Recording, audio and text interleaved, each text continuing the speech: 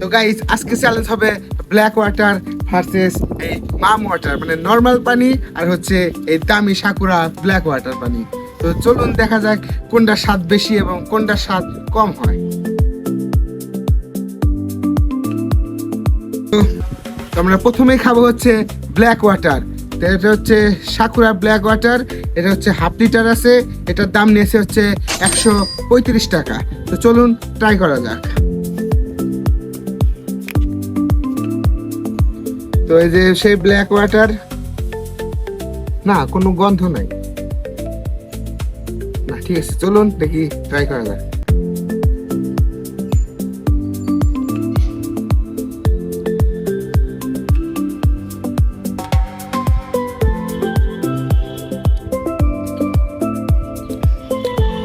কিছু তো বুঝতেছি না, চলুন এবার দেখা যাক যে নর্মাল ওয়াটার সে মামের হাফ লিটার, এটা নিয়েছে হচ্ছে মাত্র 20 টাকা। দেখি এটা স্বাদ কেমন।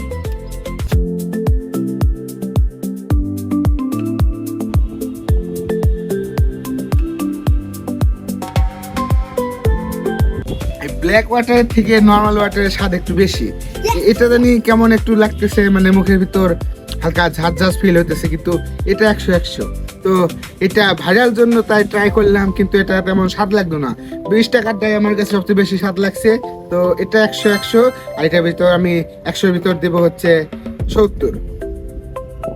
এই 135 টাকার ব্ল্যাক ওয়াটারের থেকে আমার বাড়ির ছাদের ট্যাপের পানি অনেক স্বাদ।